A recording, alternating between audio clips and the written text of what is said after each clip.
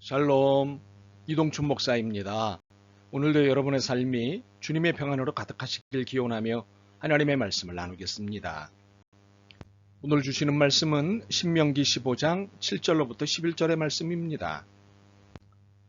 내 하나님 여호와께서 내게 주신 땅 어느 성읍에서든지 가난한 형제가 너와 함께 거주하거든 그 가난한 형제에게 내 마음을 완악하게 하지 말며 내 손을 움켜쥐지 말고 반드시 내 손을 그에게 펴서 그에게 필요한 대로 쓸 것을 넉넉히 구워주라. 삼가 너는 마음에 악한 생각을 품지 말라. 곧 이르기를 일곱째의 면제년이 가까이 왔다 하고 내 궁핍한 형제를 악한 눈으로 바라보며 아무것도 주지 아니하면 그가 너를 여호와께 호소하리니 그것이 내게 죄가 되리라. 너는 반드시 그에게 줄 것이요 줄 때에는 아끼는 마음을 품지 말 것이니라. 이로 말미암아 내 하나님 여호와께서 내가 하는 모든 일과 내 손이 닿는 모든 일에 내게 복을 주시리라. 땅에는 언제든지 가난한 자가 그치지 아니하겠으므로 내가 내게 명령하여 이르노니 너는 반드시 내 땅 안에 내 형제 중 곤란한 자와 궁핍한 자에게 내 손을 펼지니라. 아멘. 신명기 15장 7절로부터 11절 말씀을 본문으로 믿음은 주는 삶이라는 제목으로 말씀을 나누도록 하겠습니다. 성경에는 황금률이라는 것이 있습니다. 누가복음 6장 31절입니다. 남에게 대접을 받고자 하는 대로 너희도 남을 대접하라. 그런데 우리에게는 받은 만큼 주겠다는 심리가 있습니다. 그래서 상대가 나에게 어떻게 하나를 관찰하고 그에 상응하는 반응을 보입니다. 또한 내가 한 만큼 해주겠지라는 심리도 있습니다. 그래서 내가 해준 만큼 상대방이 나에게 해주나 안 해주나를 관찰합니다. 이 두 개의 심리는 별개로 작동하기도 하고 동시에 작동하기도 합니다. 그러나 이 두 심리는 모두 성경의 황금률에 위배되는 심리입니다. 비록 대접을 받고자 하는 대로 대접하라고는 하셨지만 이것은 보상 심리를 말씀하는 것이 아닙니다. 조건 없이 베풀고 조건 없이 대접하는 것에 초점이 맞추어진 권면입니다. 무엇을 기대하는 것이 아닙니다. 단지 베푸는 것입니다. 기대하는 것이 있다면 그것은 상대방이 잘 되고 잘 살고 하는 것입니다. 하나님은 이스라엘 백성을 애굽에서 구원하신 후 가나안 땅으로 인도하셨습니다. 그런데 가나안 땅에 들어가게 하시기 전에 주신 것이 있습니다. 하나님 백성답게 살라고 주문하시면서 성문법을 주셨습니다. 그중 하나가 오늘 본문입니다. 본문은 소외 계층에 대한 지침서 중 하나입니다. 병든 자, 연약한 자, 고아, 과부, 외국인, 종, 가난한 자 등이 성경이 말하는 소외 계층입니다. 이 중 우리는 가난한 자에 대한 지침서를 본문으로 택하였습니다. 내가 살고 있는 땅에 가난한 자를 돌보라. 이것이 오늘 본문의 핵심입니다. 그런데 우리가 이 말씀을 구체적으로 살펴보기 위해서 정리하고 넘어가야 할 개념이 있습니다. 가난한 자의 기준이 무엇인가에 대해서입니다. 어떤 기준에 의해 가난한 자를 구분할까요? 그것은 인간의 기본 생활인 의식주를 기준으로 합니다. 1차적으로는 끼니를 걱정할 때 이를 가난하다고 말할 수 있습니다. 그리고 최소한의 입을 것과 잠잘 곳에 대한 걱정이 있을 때 가난으로 볼 수 있습니다. 이것은 절대적 빈곤을 말합니다. 그런데 우리는 상대적 빈곤으로 가난을 말하는 경우가 많습니다. 나는 저 사람에 비해 덜 가지고 있고 잘 못 먹고 잘 못 입고 안 좋은 집에 산다는 것을 가난이라고 말하는 경우가 있습니다. 그러나 성경은 상대적 빈곤을 말씀하지 않습니다. 절대적 빈곤을 말씀하십니다.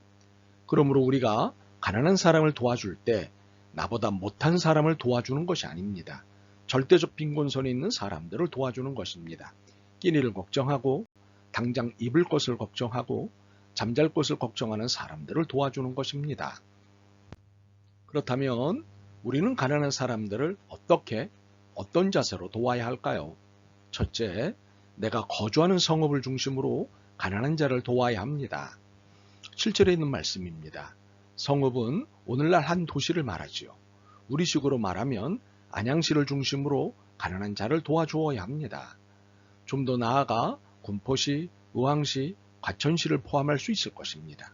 그리고 그 지경을 경기도로, 남한으로, 북한으로, 아시아로, 전 세계로 넓혀가는 것은 잘하는 일입니다.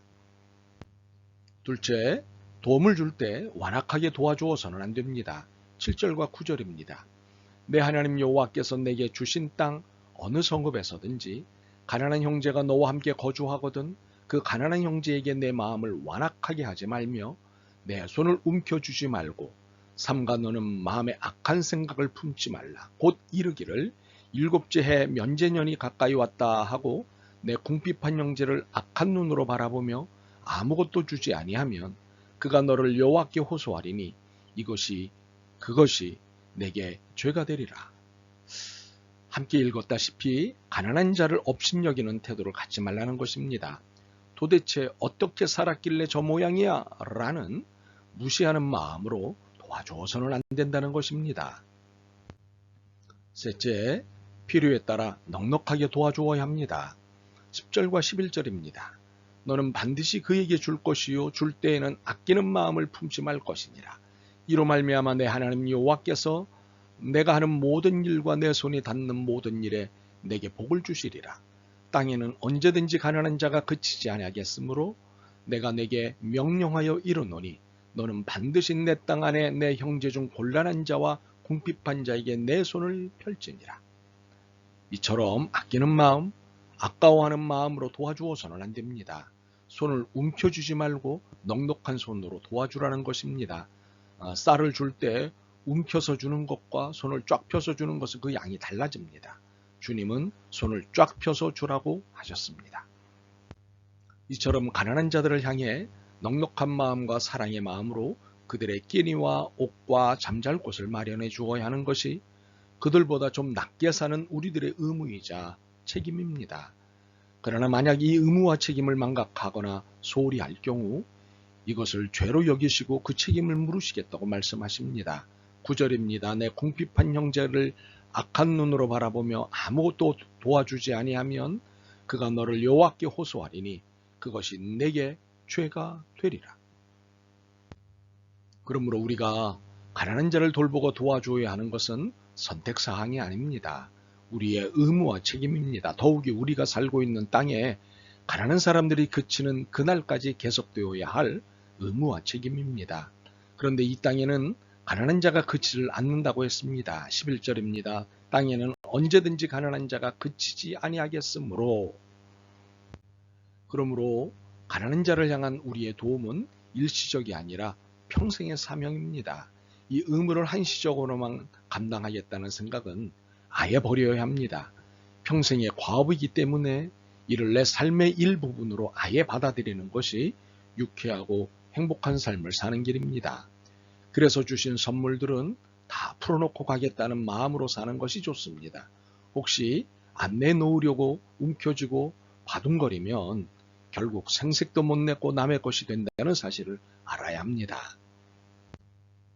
한 부자가 임종이 가까워지자 고민이 됐습니다. 재물이 많은데 갖고 갈 수 없으니 속이 상했습니다. 그래서 하나님께 열심히 기도했습니다. 조금만이라도 갖고 갈 수 있게 해달라고 말입니다. 그러자 천사가 나타나서는 안 된다고 통보했습니다. 그래도 포기할 수 없어 계속 졸으며 기도했습니다. 그러자 천사가 다시 나타났습니다. 하도 졸라서 허락을 하는데 여행 가방 한 개만 갖고 오라고 했습니다. 그는 감지덕지에서 가장 큰 가방을 구했습니다. 그리고 순금덩어리로 가득 채웠습니다. 임종을 앞두고 침상 곁에 그것을 잘 두고 누워있다가 마침내 죽었습니다. 천국문에 이르렀는데 베드로가 정문에서 제지합니다. 가방을 갖고 들어갈 수 없다는 겁니다. 그래서 자초지종을 이야기하고 하나님께 확인해 보라고 했습니다. 베드로가 안으로 들어가서 확인하고 나왔습니다. 확인됐어. 하지만 뭐가 들었는지 진검사를 해봐야겠어. 가방을 열어본 베드로가 기가 막힌 표정으로 말했습니다. 아니, 흔해 터진 보도블록을 왜 무겁게 갖고 왔어? 내게 있는 모든 것은 내 것이 아닙니다. 하나님으로부터 위탁받은 것입니다. 그러므로 하나님은 내게 모든 것을 주실 수도 있고 다시 빼앗아 가실 수도 있으십니다. 그러므로 반드시 다음의 말씀을 잊어서는 안 됩니다. 10절입니다. 너는 반드시 그에게 줄 것이요 줄 때에는 아끼는 마음을 품지 말 것이니라. 이로 말미암아 내 하나님 여호와께서 내가 하는 모든 일과 내 손이 닿는 모든 일에 내게 복을 주시리라. 말하기는 이 말씀이 여러분에게 복된 말씀으로 들렸으면 좋겠습니다. 아멘. 주님, 가지고 있는 것이 모두 제 것인 줄 알고 착각했습니다. 쓸 만큼만 쓰고 다 나누어 주라고 맡기신 것임을 이제 알았습니다. 욕심부리며 살았던 것을 용서하옵소서. 더 이상 내 것이 아닌 것을 가지고 욕심부리지 않게 하옵소서. 가난한 이웃을 위한 나눔을 기뻐하며 살게 하옵소서.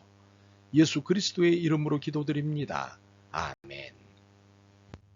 오늘도 여러분의 믿음과 삶을 응원합니다. 사랑합니다.